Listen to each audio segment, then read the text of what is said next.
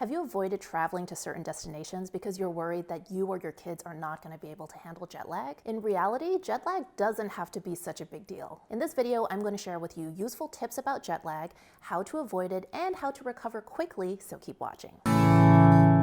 If you're new to our channel, my name is Carmen, we're the Sognonvi family, and we are all about inspiring families to explore the world together in comfort and style. We share tips on how you can save time, reduce hassle, and maximize comfort when you travel with kids. So if that sounds good to you, please subscribe and turn on notifications so you don't miss our next video. Also be sure to follow us on Instagram at topflightfamily.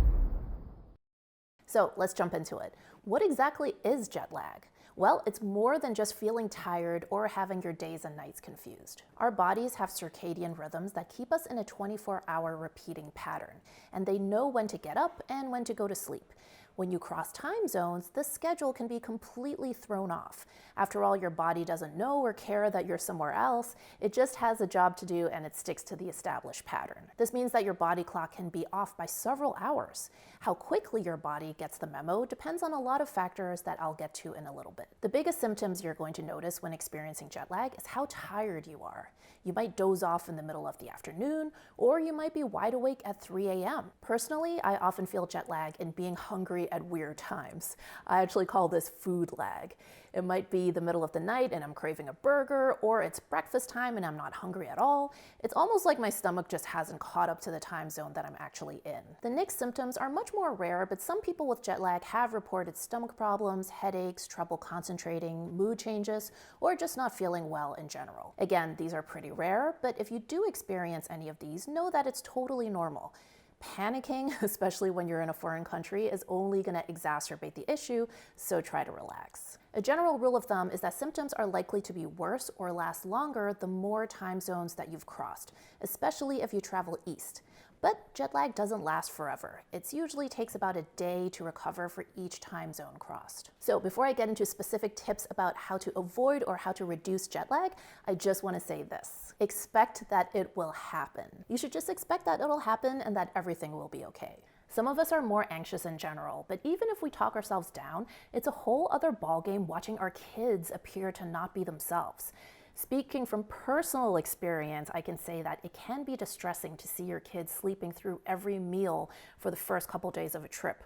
And you may wonder if they're ever going to adjust to the new time zone, or if they're ever going to be awake long enough to actually eat something. Just know that kids are very resilient and that they will adjust eventually, and try not to stress too much about it. Take it easy. I know that time is precious when you're on the vacation of a lifetime and it feels like every minute really counts, but try to take it easy and don't try to hit the ground running. You have to be realistic about jet lag. Plan on lying low at first. Design your itinerary so that the first 2 days are pretty empty. That'll give you and the kids time to nap, ease into things, and not tire yourself out too much. You might prepare a list of things that each family member can explore independently in case, say, you are the one hit with jet lag and need to stay at the hotel while the rest of the family feels just fine and they need something to do. Take advantage of jet lag. It actually can be kind of fun to be off your usual rhythm. If you're typically not a morning person, but you're wide awake at 5 a.m., why not get an early start to your day and start taking a walk and exploring your destination? If you're usually in bed by 9 p.m., but because of jet lag, it's 1 a.m. and you're still not tired, why not use that time to explore some nightlife? Realize that everyone is different. I find that there are two schools of thought when it comes to managing jet lag: the brute force approach or the ease into it approach. There really is no right or wrong way in this sense, so just understand it's okay if you need a nap during the day, or conversely, if you decide that you are going to stay up for 24 hours to force your body to acclimate to a new time zone. Ultimately, whatever works for you and your family is best. So what are the top mistakes that people make when it comes to jet lag, and how can we avoid them? Here's the first mistake: starting a trip sleep deprived. Some people think that if they completely skip sleeping the night before, it'll force them to sleep on the plane or as soon as they get to the destination. While this may work for some, traveling is taxing on the body and can throw it off balance.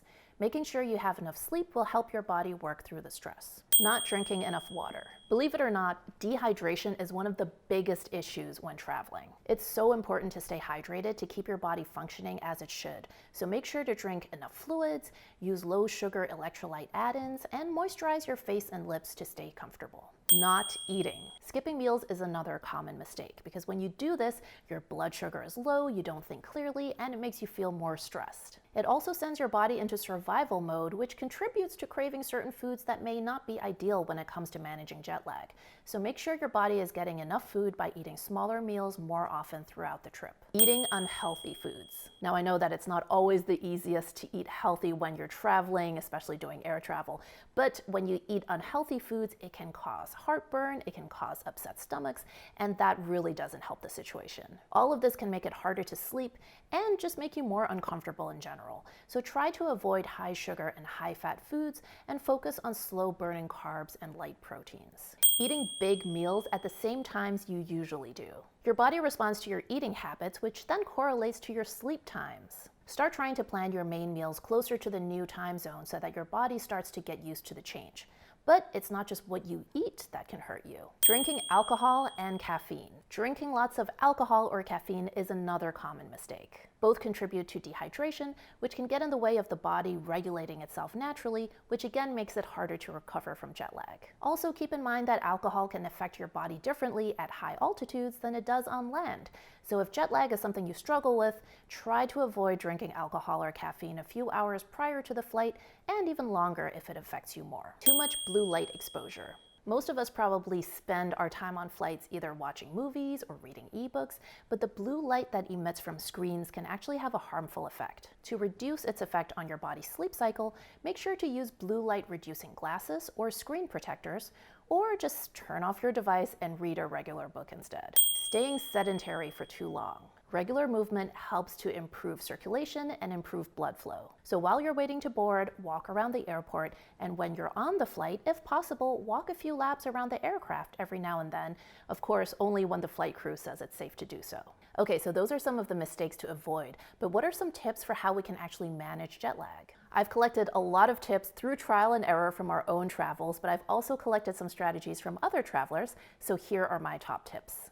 Adjust your bedtime before the trip. Gradually adjust your sleeping schedule before you leave for the trip so it doesn't feel so jarring when you get to your new destination and you're in a new time zone. If you're traveling east, try going to bed 1 hour earlier each night for a few days before your departure.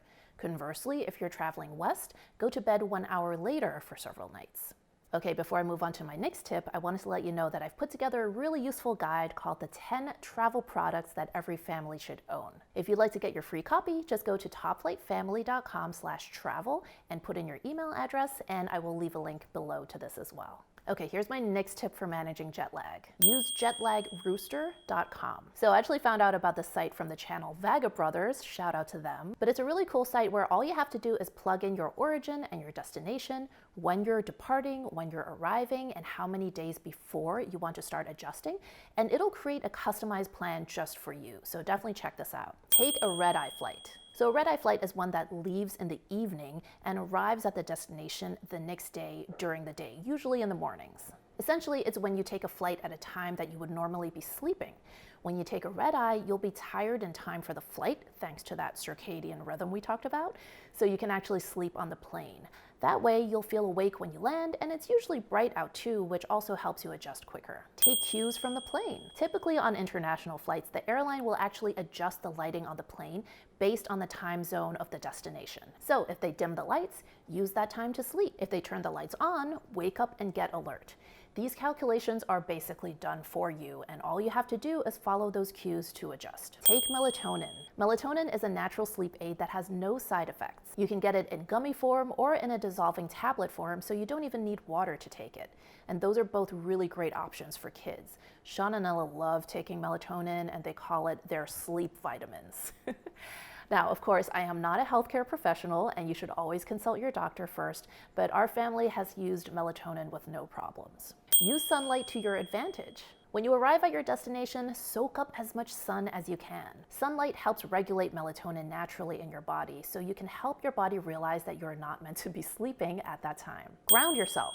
So this is a technique where you do things that ground you or electrically connect your body to the earth. That could include walking barefoot in a park, submerging yourself in a lake or ocean, or laying in the grass. Some studies have shown that it helps reduce anxiety and improve sleep disorders, among other things. While I haven't really tried this myself, I know that anytime I'm laying out on a sunny day in the grass in a new city, it's very nice and relaxing, so it's definitely worth a shot. Okay, if you want my best tips on how to sleep well on a plane, just click there and I will see you in the next video. Thanks for watching.